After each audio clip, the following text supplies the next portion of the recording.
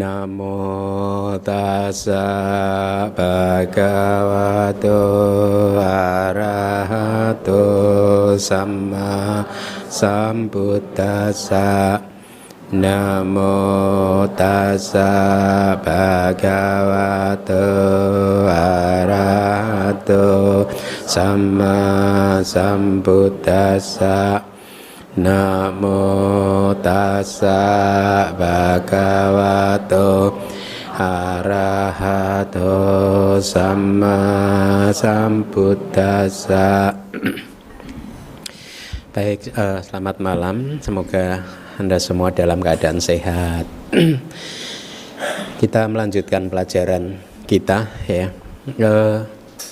Minggu lalu kita sudah mempelajari ikhtisar fungsi.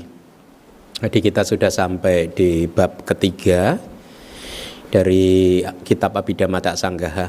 Bab ketiga ini judulnya adalah Pakinaka. Pakinaka itu serba-serbi gitu. Jadi serba-neka, serba-serbi.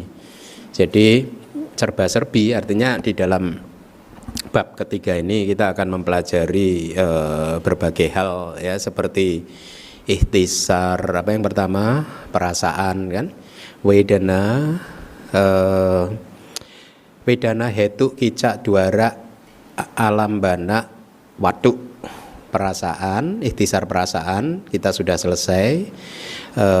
Kemudian ikhtisar yang kedua adalah ikhtisar tentang akar ya, kita juga sudah selesai. Kita masuk ke ikhtisar yang ketiga yaitu kicak, fungsi ya. Nah, jadi di bab ketiga, di bab serba-serbi, serba-neka, itu Anda akan mulai mempelajari semakin dalam lagi. Anda mulai akan bisa membayangkan, oh ternyata cita, cetasika, dan mungkin nanti rupa itu bekerjanya seperti ini, gitu ya.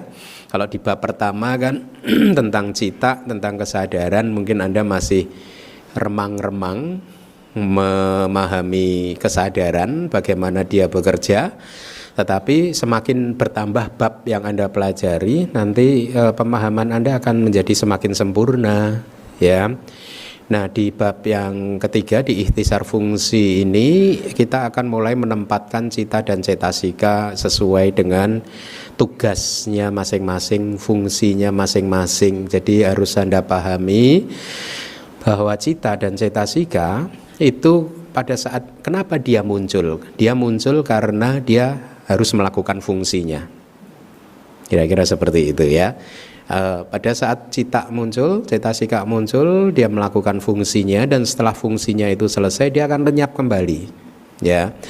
Nah, di minggu lalu kita sudah mempelajari ada berapa fungsi dari cita itu, kesadaran yang sudah kita pelajari. Hah? Fungsi dari tiga saja, apa saja?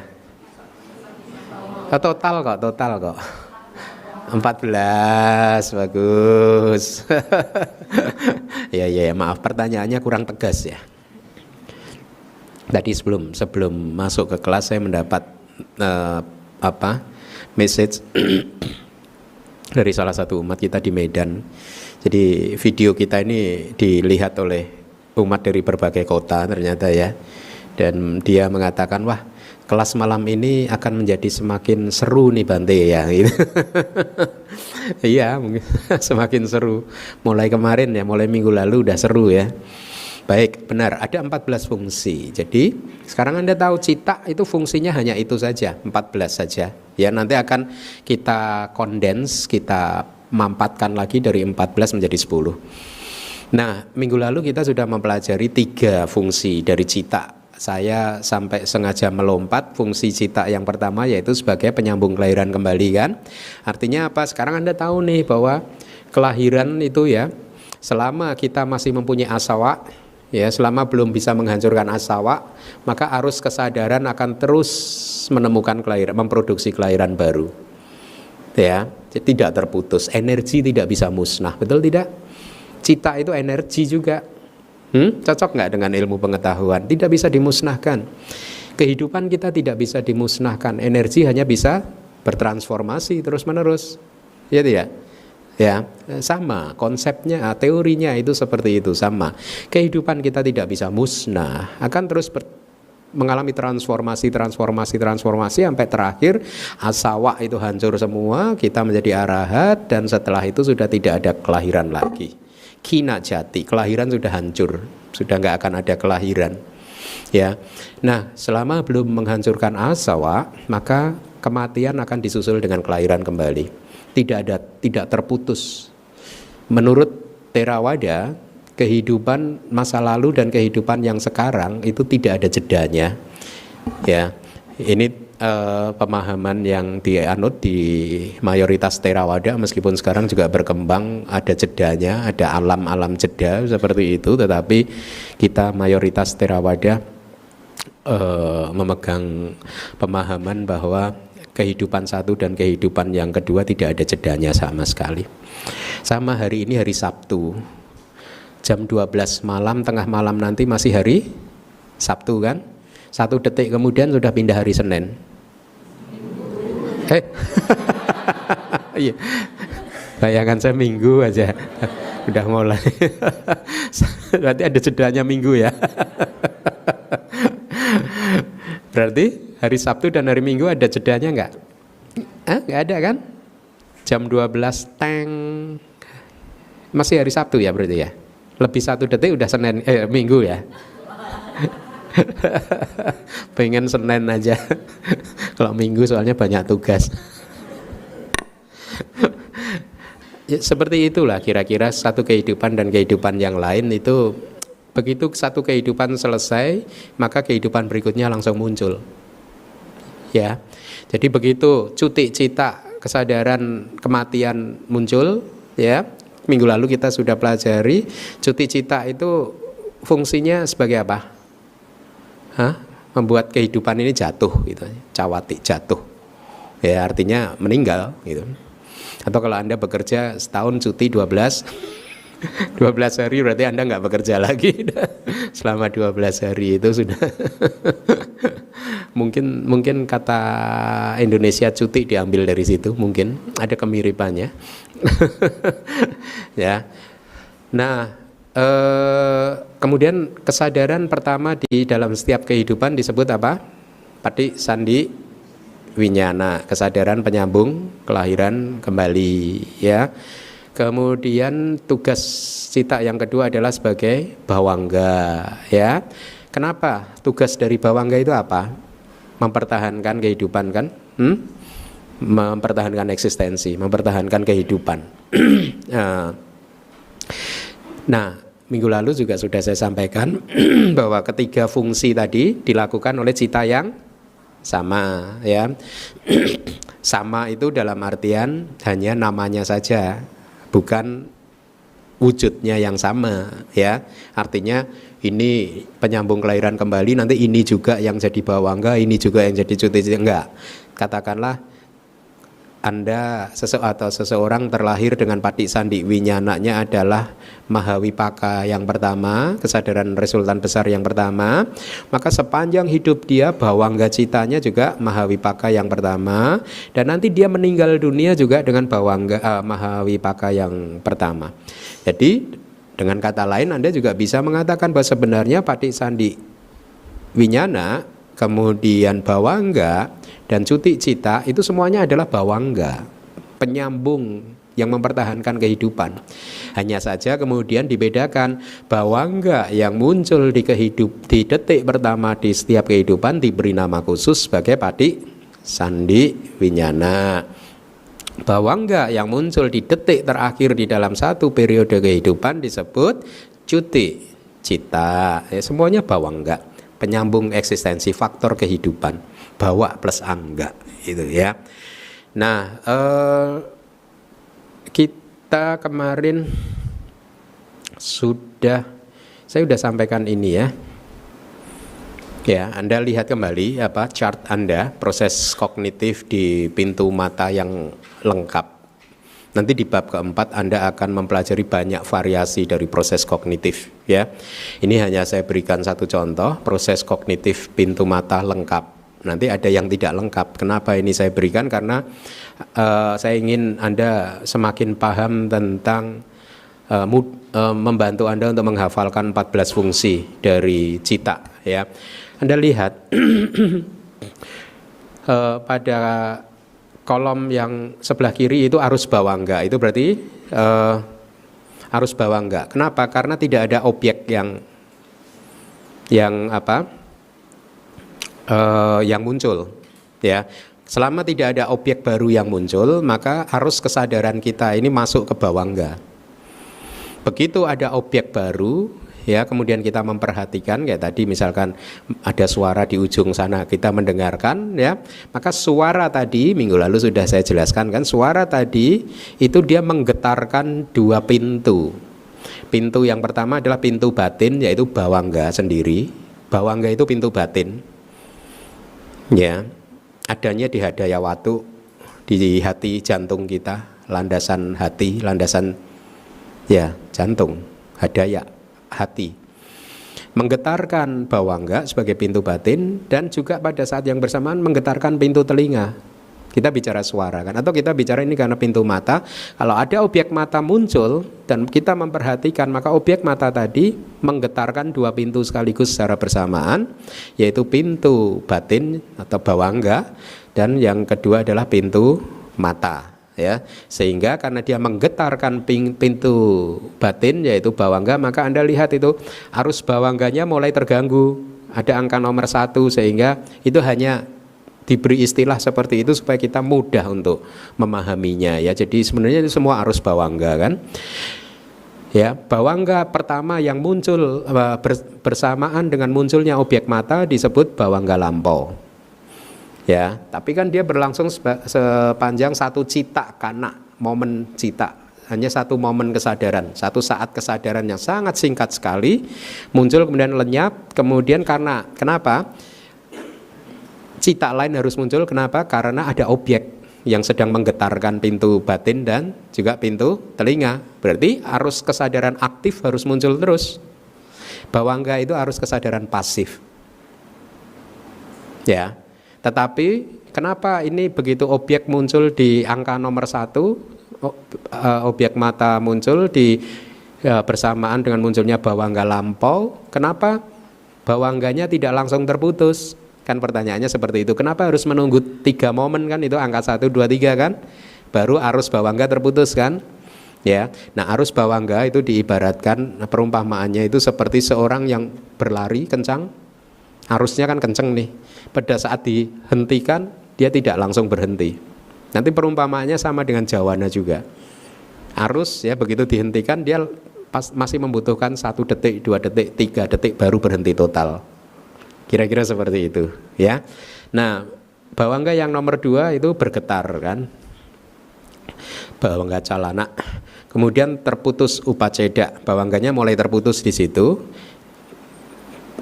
Minggu lalu sudah saya sampaikan, masa kehidupan materi atau rupa itu berapa kali lebih panjang dari cita? 17 kan, berarti Anda lihat itu, ya. Kalau Anda hitung itu angkanya dari 1 sampai 17, itu adalah angka 1 itu adalah objek mata pertama kali muncul, angka 17 nanti itu objek matanya berhenti, lenyap. Setelah objek mata lenyap, maka tidak ada objek kan, berarti arusnya batin masuk ke pasif lagi. Paham nggak sekarang, ya? Selama tidak ada objek aktif, objek baru, maka arus batin, arus kesadaran kita masuk ke bawangga, arus yang pasif. Hanya pada saat objek baru muncul, maka dia akan menggetarkan bawangga lagi dan juga pintu panca indera yang bersangkutan. Kalau kita mendengar suara berarti bawangga dan telinga. Kalau kita mencium bau berarti bawangga dan hidung. Demikian seterusnya, ya. Nah, itu bawangga, fungsi yang kedua. Sekarang saya akan Anda perhatikan fungsi nomor 4 yang mengarahkan ke 5 pintu, yaitu panca dwara wajana, atau yang mengarahkan ke pintu panca indera. Panca dwara wajana itu adanya di ahituka cita kan, kesadaran tanpa akar yang nomor berapa? 1, 2, 3. Mama. Nomor 1 panca dwara wajana, ada 3 yang kiriya ahituka cita kan. Paham ya? Itu pancadora wajana. Kemudian kesadaran mata, cakuk winyana. Ada dua kan cakuk winyana, kesadaran mata, yaitu akusala wipaka ahituka cita dan kusala wipaka ahituka cita. Yang mana yang muncul? Tergantung objeknya menyenangkan atau tidak menyenangkan. Itu nanti ya, rumusnya seperti itu. Kemudian dia hanya muncul masing-masing kan satu cita kana, satu momen kesadaran yang sangat singkat sekali kan, singkat karena satu jentikan jari seperti ini bermiliar-miliar kesadaran muncul lenyap kan. Jadi ini waktunya sangat singkat sekali, ya cepat sekali gitu. Sepersekian ratus juta detik mungkin gitu kira-kira dalam satu proses kognitif ini, cepat sekali. Tapi kan dia nanti berulang terus sehingga kita seolah-olah melihat objek matanya itu lama gitu ya. Nah, nomor 5, kesadaran mata cakuk winyana ya. Fungsinya apa? Melihat. Kalau yang tadi kan fungsinya apa? Mengarahkan ke pintu panca indera itu. Setelah itu nomor 6, kesadaran menerima. Itu kesadaran mana? Sampatit jana cita. Ada berapa? 2 ya. Akusala wipaka ahituka cita dan kusala wipaka. Kemudian kesadaran yang menginvestigasi. Santirana ada berapa cita? 3. Nanti ada rumusnya lagi. Yang mana yang muncul dari 3 itu, yang UPK atau yang somanasa. Kalau objeknya sangat menyenangkan, yang somanasa. Kalau objeknya hanya menyenangkan, biasa-biasa saja, maka yang muncul UPK santirana, yang kusala wipaka, yang UPK perasaannya. Itu fungsinya apa? Menginvestigasi objek. Ya, nama dari kesadaran sudah menunjukkan fungsi masing-masing. Kemudian nomor 8 adalah kesadaran memutuskan. Itu wotapana. Ya, wotapana atau wotabana pakai B atau pakai P, memutuskan. Itu adalah fungsi dari kesadaran mana? Mano dwara wat jana cita ya, yaitu di kiriya ahituka cita kan? Dari kiriya ahituka cita kesadaran yang nomor berapa? 2 setelah panca dwara wajana. Bisa mengikuti saya? Hah? Bisa? Bingung? Bingung nggak? Bingung banget atau bingung biasa aja?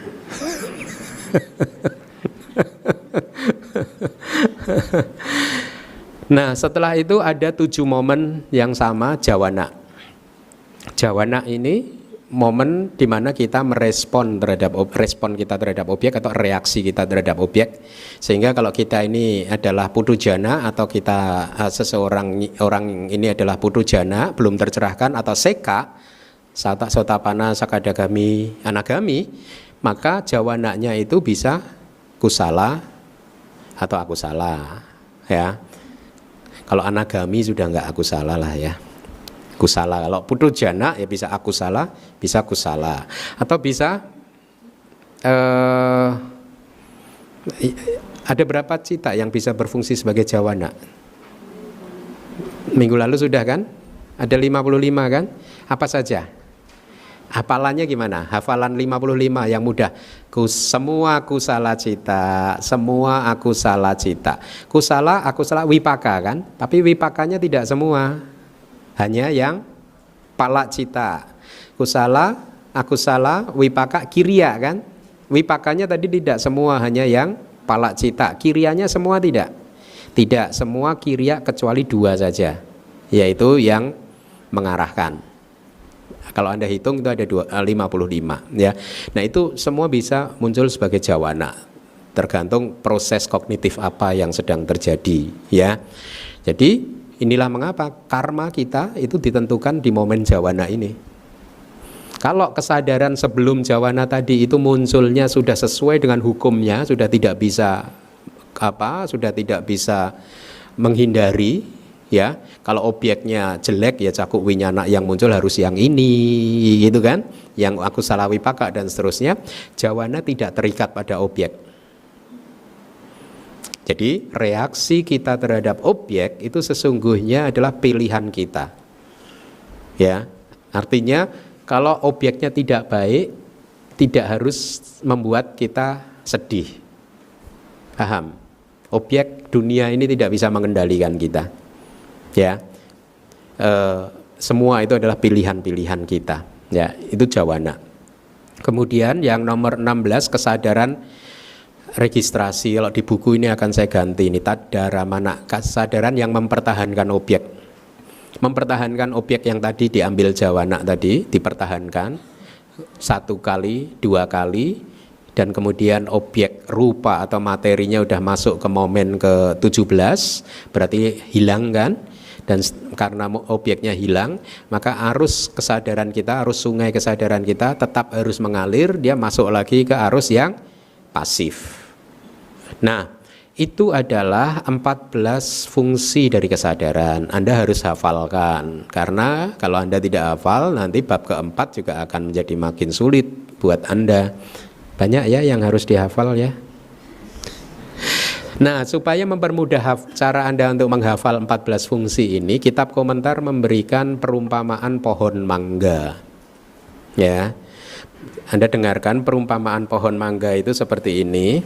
Di Abhidhamma Izi sudah saya sampaikan ini.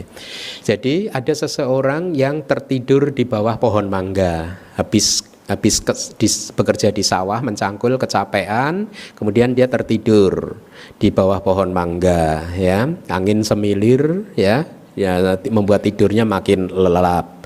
Tetapi kemudian tiba-tiba pada saat dia tertidur lelap, itu ada mangga jatuh. Kebetulan jatuhnya itu persis di dekat telinga dia, ya. Pada saat mangga jatuh, tak, ya, kemudian dia mendengar ada suara, gitu kan? Setelah itu apa? Dia buka matanya, kemudian dia lihat, oh ada mangga, ya. Setelah dia lihat ada mangga, kemudian dia ambil mangganya, dia terima mangganya, ya. Setelah dia terima mangganya, dia investigasi, dia periksa mangga ini mateng atau enggak mateng, ya, busuk atau tidak busuk. Setelah diinvestigasi, akhirnya apa? Dia memutuskan, oh mangganya mateng. Mangganya enak ini, manis. Setelah diputuskan, tahu bahwa ini objeknya mangganya enak, manis, kemudian dia makan. Ya, pada saat sudah dimakan, dikunyah, nyaman, enak, manis, kemudian ditelan. Habis kan? Begitu ditelan masuk ke lambung, setelah itu tidur lagi. Berarti Japakun.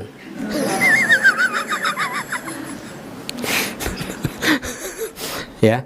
Nah, Anda hafalkan perumpamaan itu karena itu urut-urutannya sama dengan urut-urutan di dalam 14 fungsi. Jadi saya ulangin lagi, seorang laki-laki yang habis bekerja keras tidur di bawah pohon mangga, tertidur pulas, itu perumpamaan untuk arus bawangga.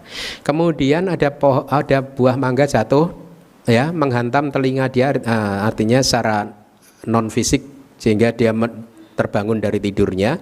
Ya, dari tadinya dia tidur pulas sampai kemudian terbangun gara-gara suara tadi kan, berarti itu apa? Yang mengarahkan ke pintu panca indera atau ke pintu 5 indera, ya, arahkan. Kemudian kan dia melihat ke mangganya, berarti itu apa? Kesadaran mata, atau bisa juga Anda ganti kesadaran telinga juga bisa, sama aja.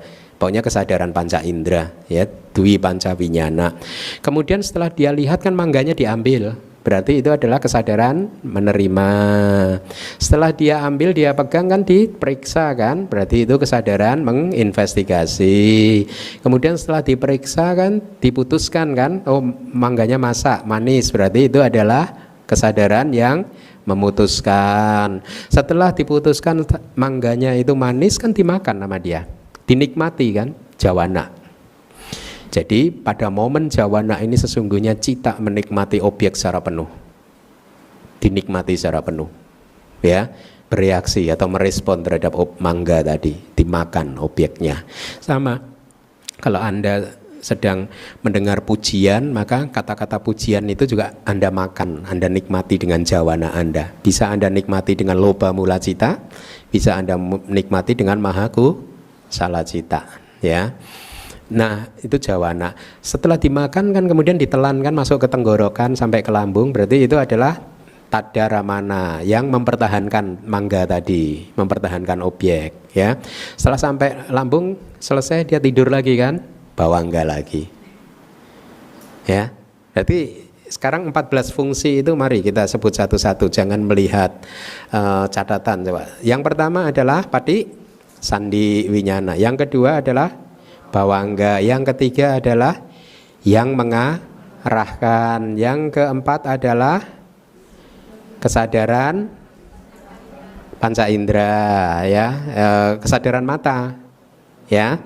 Yang keenam, 5 kesadaran telinga, sama kan tempatnya sama itu, kesadaran mata dan telinga. Yang keenam kesadaran hidung, yang ketujuh kesadaran lidah, yang kedelapan kesadaran tubuh. 5 kesadaran panca indera ini menempati satu tempat yang sama. Jadi inilah nanti ini di 5 ini dianggap satu, jadi kita dapat 10 tempat. Ya. 8. 9 kesadaran menerima, 10 kesadaran menginvestigasi dulu, 11 kesadaran memutuskan, 12 kesadaran jawana, 13 kesadaran taddaramana, yaitu yang mempertahankan objek atau registrasi. Yang mempertahankan objek itu lebih bagus. Tat aramana, objek tersebut. Tat aramana, objek tersebut. Jadi objek tersebut yang mana? Yang tadi dinikmati jawana tadi. Kalau di kitab komentar itu diberi perumpamaan seperti jawana itu seperti arus sungai yang tersibak karena perahu yang berjalan. Perahu berjalan kan ada sungai yang mengikutinya kan? Ya, sungai yang mengikuti perahu tadi itu perumpamaan tadaramana. Dia mengikuti apa yang dilakukan jawana. Masih ada aftertaste. Ya. Setelah menikmati masih ada lah sedikit-sedikit ininya rasanya gitu. Tadaramana, ya, yang mempertahankan objek tadi gitu. Kalau arti literalnya ya tat aramana, objek tersebut. Gitu. Itu 13. Kemudian fungsi ke-14 apa? Cuti. Nah, berarti Anda sudah dapat 14 fungsi dari cita, ya. Tadi saya katakan bahwa jawana, momen jawana 7 kali itu, arti dari jawana itu seperti lari cepat gitu loh. Seseorang yang lari kenceng gitu. Ya. Lari kenceng. Artinya apa? Pada saat dia merespon bereaksi terhadap objeknya, ya, dia lari merespon bereaksi selama 7 momen dari jawana tersebut, jawana itu, ya. Nah, nanti di bab kelima Anda akan diajarkan bahwa ini kan karma tadi, ya enggak? Ada 7 jawana kan? Karma. Dari 7 jawana itu, jawana yang pertama sebagai karma, kalau berbuah, dia harus berbuah di kehidupan yang sama dengan karma itu dilakukan. Jawana yang ketujuh, yang terakhir, kalau berbuah, dia akan berbuah di kehidupan setelah ini, persis setelah ini. 5 jawana yang di tengah sebagai karma, kalau harus berbuah, dia akan berbuah di kehidupan yang ketiga setelah ini. Ini kehidupan 1, kehidupan kedua berikutnya, kehidupan ketiga berikutnya lagi. Jadi hanya bisa berbuah mulai di kehidupan ketiga sampai tidak terbatas. Makanya hati-hati dengan karma. Ya, karma sepele kelihatannya itu, tapi yang mungkin kita anggap sebagai karma yang biasa-biasa saja, tetapi kekuatannya itu bisa memberikan buah hasil tidak terbatas sampai kapanpun. Bahkan banyak kan cerita-cerita karma buruk yang dilakukan seseorang baru berbuah setelah menjadi arahat di kitab suci kita. Padahal karma itu dilakukan di zaman Buddha sebelumnya, baru berbuah kali ini setelah dia menjadi arahat kan. Termasuk Buddha sendiri kan sering memetik buah karma buruk yang dilakukan mungkin ribuan tahun sebelumnya kan. Ya, jadi hati-hati dengan karma-karma, khususnya karma buruk, ya. Kita harus berusaha untuk menghindarinya. Nah, tadi saya katakan jawana itu tidak terikat pada objek. Berarti sekarang pertanyaannya Anda mulai harus berpikir, lalu apa yang menentukan jawana ini supaya positif atau negatif? Supaya bisa kusala atau akusala, yang menentukan jawananya apa? Yoniso manasikara. Apa itu yoniso manasikara? Sikap batin yang bijaksana, sikap batin yang benar, yaitu apa? Senantiasa merenungkan apapun yang kita alami itu adalah fenomena yang anicca, dukkha, anatta. Kalau Anda mengalami kejadian apapun, lihatlah bahwa yang Anda alami hanyalah sesuatu yang anicca, dukkha, dan anatta. Pada saat Anda melihat itu semua, maka jawana Anda kusala. Tapi kalau Anda terseret oleh objek dan malah terjebak pada waduh saya akan menderita selama-lamanya, nah itu aku salah. Atau saya akan bahagia selama-lamanya, itu loba mula cita. Saya tadi diskusi sama tim yang membuat buku kedua, ternyata kemelekatan itu tidak eksis di KBBI, Kamus Besar Bahasa Indonesia. Tidak ada kata kemelekatan, yang ada pelekatan. Kita harus mengganti kemelekatan dengan pelekatan, ya. Yang ada hanyalah pelekatan. Ya, jadi dengan pengetahuan Abhidhamma, ya, hendaknya juga bisa membantu kehidupan Anda sehingga kualitasnya makin positif, yaitu salah satunya dengan terus-menerus mengembangkan keterampilan Anda untuk mengaplikasikan yoniso manasikara terhadap apapun yang masuk ke pintu panca indera, terhadap apapun yang Anda lihat. Oh, anicca dukkha anatta. Anda mendengar suara, lihat dia hanyalah suara yang anicca, dukkha, dan anatta. Atau Anda mencium bau dengan hidung dan panca indera yang lain, semuanya hanya anicca, dukkha, anatta.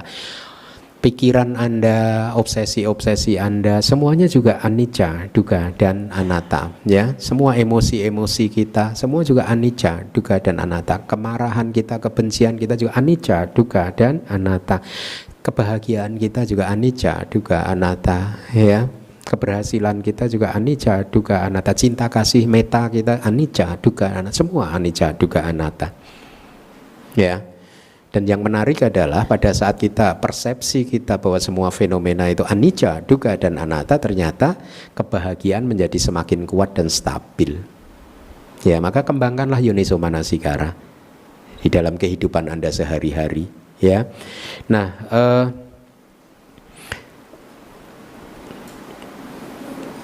saya beri contoh lagi tentang bagaimana proses kognitif di pintu batin yang berbeda dengan pintu panca indera, ya.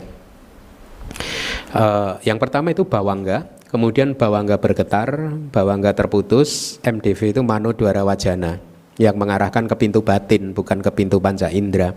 Jadi langsung mengarahkan ke pintu batin, dan setelah itu batin kita merespon atau bereaksi, jawana, jawana, jawana, jawana, jawana, jawana 7 kali lagi, kemudian tadaramana 2 kali, dan bawangga, arus bawangga lagi, ya.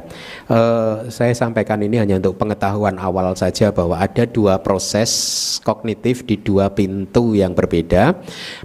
Yang pertama adalah proses kognitif di pintu panca indera, yang kedua adalah proses kognitif di pintu batin. Jadi di dalam kehidupan sehari-hari, pada saat kita melihat, ya, di buku yang jilid pertama sudah saya sampaikan, pada saat kita melihat objek saat ini, ya, kita kemudian mendapat impresi, kesan terhadap objek yang kita lihat, sudah lenyap kan, tapi kelenyapannya itu masih kita ingat kan.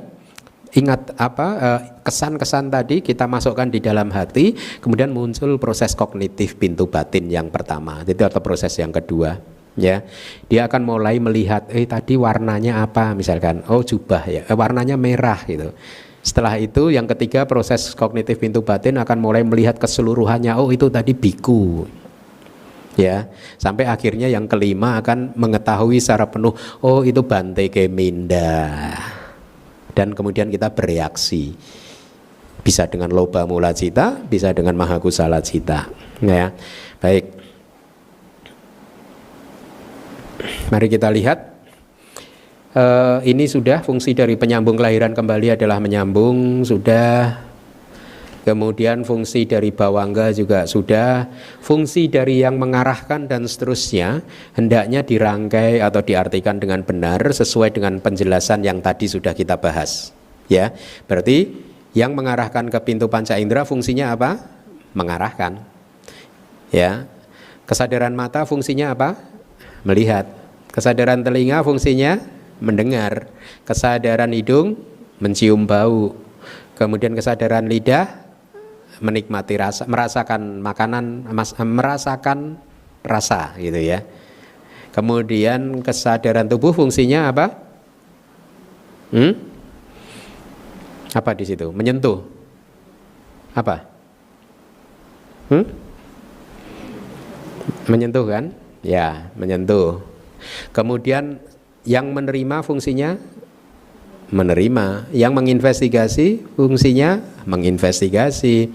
Kemudian yang memutuskan fungsinya memutuskan. Jawana fungsinya apa? Jawana, impuls. Impuls ya. Kemudian tadaramana fungsinya apa? Mempertahankan objek. Bawangga fungsinya mempertahankan eksistensi. Cuti cita fungsinya memutus kehidupan, jatuh dari satu kehidupan, memutus. Ini fungsi dari impuls adalah, ini arti terjemahannya. Jawana itu seperti keadaan seseorang berlari cepat ya. Kemudian pada saat dia merespon ada objek atau bereaksi terhadap objek, dia akan berlari katakanlah sampai 7 langkah baru selesai menyelesaikan tugasnya ya, dan setelah itu berhenti berubah menjadi tadaramana. Fungsi dari yang mempertahankan objek dikenal juga sebagai tat alambana, tadalambana, bukan tat aramana, sama tadaramana dan tat dalambana itu sama, adalah memperlakukan objek sebagai objek. Jadi objek yang sudah diambil oleh impuls tersebut, ya, artinya fungsi dari yang mempertahankan adalah mempertahankan objek yang sudah diambil oleh jawana. Jadi itu kata bahasa sekarangnya seperti itu. Kalau kita ikuti bahasa Palinya memang kadang, karena ini bahasa 2600 tahun yang lalu, jadi kadang itu sulit, tidak sesuai dengan logika berbahasa kita di zaman yang sekarang. Jadi fungsi dari yang mempertahankan objek atau tadaramana adalah mempertahankan objek yang sudah diambil oleh jawana. Kira-kira seperti itu ya. Fungsi dari kematian adalah kejatuhan dari satu kehidupan tertentu. Arti fungsi dari kematian ya memutus kehidupan, memutus satu kehidupan. Itu ya. Selanjutnya harap dibaca. Hendaknya dipahami bahwa mereka dibedakan berdasarkan tempatnya menjadi 10, dikarenakan tempatnya menjadi penyambung kelahiran kembali, faktor kehidupan yang mengarahkan kesadaran panca indera dan seterusnya. Ya baik, ini penjelasannya. Perbedaan dengan 14 fungsi terletak di kesadaran panca indera. Ada 5 kesadaran panca indera kan, diringkas, dikumpulkan di dalam satu tempat sebagai kesadaran panca indera. Berarti 14 dikurangi 5, 14 kurangi 4 kan berarti kan, tetap kan, karena 5 jadi 1. Jadi 10 tempat, kira-kira seperti itu. Meskipun menggunakan istilah dhana atau tempat, tetapi jangan Anda persepsikan bahwa arus kesadarannya itu seperti ini loh. Tap ada tempatnya sendiri-sendiri seperti ini, hanya untuk mempermudah kita, karena kita kan memanfaatkan ini ya 2 dimensi. Jadi ya mau tidak mau memang seolah-olah ada tempatnya sendiri-sendiri, tetapi sesungguhnya kesadaran itu ya seperti lampu pijar ini loh. Satu tempat aja gitu. Dia muncul lenyap, muncul lenyap, muncul lenyap, muncul lenyap, muncul lenyap terus. Ya, jangan dianggap ada 10 tempat seperti ini. Tempat atau dhana itu hanya salah satu cara yang dipakai oleh guru-guru kita di masa lalu ya, bahkan Buddha menggunakan juga kata dhana gitu untuk menjelaskan fenomena-fenomena tertentu. Jadi seolah-olah ada tempat-tempat yang berbeda, tetapi sesungguhnya arus kesadaran kita seperti lampu pijar ini. Muncul lenyap, muncul lenyap, muncul lenyap terus gitu. Ya. Gitu.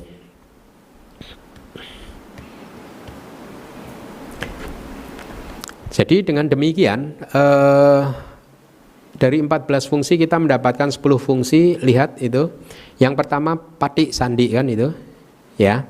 Kemudian fungsi yang kedua apa? bawangga. Fungsi yang ketiga awajana yang mengarahkan. Fungsi yang keempat kok pancadwara? Pancawinyana kan, kesadaran indrawi kan, itu terdiri dari 5 kesadaran, yaitu kesadaran mata, kesadaran telinga, kesadaran hidung, kesadaran lidah, dan kesadaran tubuh. Kemudian fungsi yang kelima apa? SMP sampaticana yang menerima. Yang keenam santi rana yang menginvestigasi. Yang berikutnya wotap pana atau yang memutuskan. Kemudian jawana, kemudian taddaramana, kemudian cuti cita. Jadi ada 10 ya. Catatan sebelum patisandi itu adalah proses kesadaran di kehidupan sebelumnya, saya sudah menjelaskan ya. Kemudian setelah cuti itu adalah proses kesadaran di kehidupan berikutnya ya.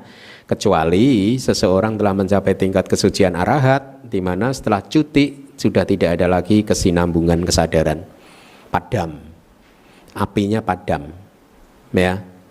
Lalu hancur berarti musnah kesadaran, tidak musnah juga ya, energi tidak bisa dimusnahkan. Lalu kalau tidak musnah jadi apa ya? Itu rahasia arahat. Hanya disebutkan padam saja sih. Jadi padam, dia tidak berproses gitu. Karena kalau disebut hancur nanti kita terjebak pada pandangan salah. Ya, ada pandangan salah tentang uceda didik. Ya, jadi ada pandangan salah tentang kehancuran. Setelah satu kehidupan hancur, tidak ada sama sekali, itu pandangan salah. Ya. Nah, jadi kita sudah dapat 10 kesadaran. Mari kita 10 fungsi. Mari kita lihat penjelasan berikutnya. 10 fungsi tersebut disusun berdasarkan tempatnya atau bahasa Palinya dhana ya. Yang pertama, tempat penyambung kelahiran kembali adalah tempat untuk penyambung kelahiran kembali. Hendaknya dipahami bahwa pada saat penyambung kelahiran kembali telah lenyap, bukan berarti akan tersedia tempat kosong yang telah ditinggalkannya. Tempat ini hanyalah istilah teknis untuk mempermudah kita memahami kesinambungan proses batin, patik sandi dhana. Paham ya? Kemudian yang berikutnya 10 fungsi tersebut yang kedua, tempat untuk faktor kehidupan, bawangga dhana. Jadi kalau Anda saya beri pertanyaan, sebutkan 10 tempat dari fungsi-fungsi kesadaran. Anda harus menyebutnya tadi. Yang pertama apa? Patik sandi dhana, tempat untuk penyambung kelahiran kembali. Sekarang bawangga dhana, tempat untuk bawangga. Awajana dhana, tempat untuk yang mengarahkan. Pancawinyana dhana, tempat kesadaran panca indera, itu adalah tempat untuk 5 kesadaran panca indera ya. Kemudian yang kelima adalah tempat untuk yang menerima, sampaticana dhana. Yang keenam santirana dhana. Yang ketujuh wotapana dhana. Yang ke-8 jawana dhana. Yang ke-9 taddaramana dhana. Yang ke-10 cuti dhana ya. Jadi itu. Nah, sebagai teaser kita selesaikan satu syair. Mari kita baca. Sehubungan dengan dalam hal ini 19 kesadaran berfungsi sebagai penyambung kelahiran kembali, faktor kehidupan dan kematian, yaitu 2 kesadaran investigasi yang disertai dengan ketenangan, 8 kesadaran resultan besar, dan 9 kesadaran resultan materi halus dan non-materi. Baik, jadi yang bisa berfungsi sebagai kesadaran penyambung kelahiran kembali dari 89 cita atau 121 itu hanya 19 kesadaran. Tidak semua bisa berfungsi sebagai kesadaran yang menyambung 2 kehidupan yang berurutan. Mari kita hitung. 19 tersebut adalah 2 santirana yang disertai dengan ketenangan, artinya apa? 2 UPK santirana. Yang somanasa santirana tidak termasuk. Ada 3 santirana kan? Hanya 2. yaitu yang UPK Santirana, yaitu yang kusala wipaka dan akusala wipaka dari ahituka cita atau kesadaran tanpa akar. Berarti kita sudah dapat 2. Kemudian plus 8 berarti 10 ya. Kesadaran resultan besar. Ini apa? Bahasa palinya Mahawipaka. Ini dari kelompok kesadaran mana? Kama Sobana, kesadaran indah lingkup indrawi. Ada berapa banyak kesadaran indah lingkup indrawi? 24. Dibagi menjadi berapa jenis? 3 jenis. Jenis pertama apa? Mahakusala. Jenis kedua Mahawipaka. Jenis ketiga Mahaki. Masing-masing terdiri dari berapa kesadaran? 8. Berarti tadi cocok 8 kesadaran resultan besar. Itu bisa berfungsi sebagai kesadaran penyambung kelahiran kembali. Nah, 10 jenis kesadaran penyambung kelahiran kembali ini adalah kesadaran penyambung kelahiran kembali di 11 alam lingkup indrawi. 10 kesadaran itu tadi tidak bisa memunculkan menyambung kelahiran dari satu kelahiran ke alam Brahma. Tidak bisa.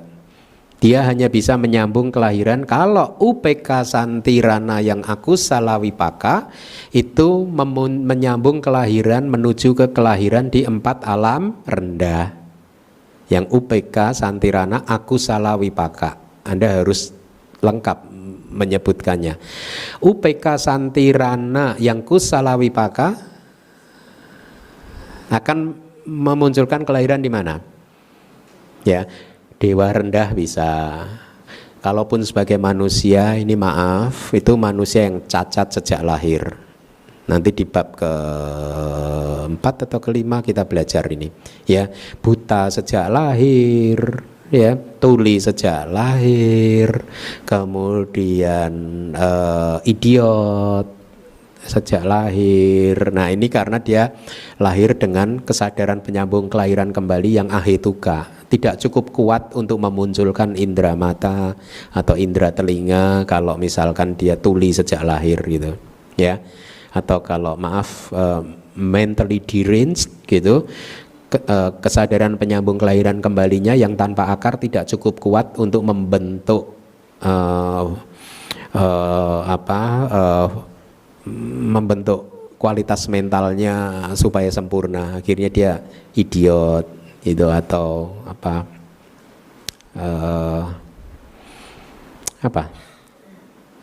Down syndrome, kira-kira seperti itu, ya. Nah, 8 yang berikutnya kesadaran mahawipaka itu adalah kesadaran penyambung kelahiran kembali untuk kelahiran di mana? Alam manusia dan 6 alam dewa surga, ya. Nah, berarti kita sudah mendapat 10. 9 yang tersisa adalah 9 kesadaran resultan materi halus dan non materi. Ada berapa kesadaran resultan materi halus? Rupa wacara wipaka cita 5. Ada berapa kesadaran resultan non materi? 4. Ada 9 kan, berarti di total kan. Nah, Anda juga bisa menyebutnya begini, 9 kesadaran mahagata yang wipaka. Kan kolektif, secara kolektif kesadaran materi halus, rupa wacara cita dan arupa wacara cita secara kolektif disebut mahagata, gone to the great. Kenapa? Karena hanya mereka yang sudah mengembangkan meditasi sampai tingkat yang hebat yang bisa memunculkan kesadaran itu, gitu ya. Gone to the great, atau kesadaran itu hanya muncul pada batin seorang pertapa biku yang bermeditasi dan sudah mencapai pengalaman pencapaian meditatif yang sangat tinggi sekali. Maka disebut sebagai gone to mahagata, telah pergi ke yang besar, yang hebat, gitu, yang maha, gitu, ya.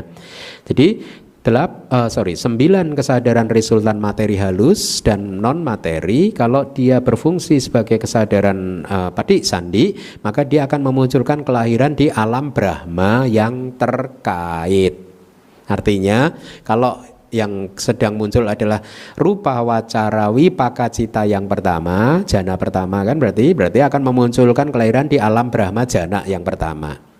Demikian seterusnya. Jadi dia berkaitan.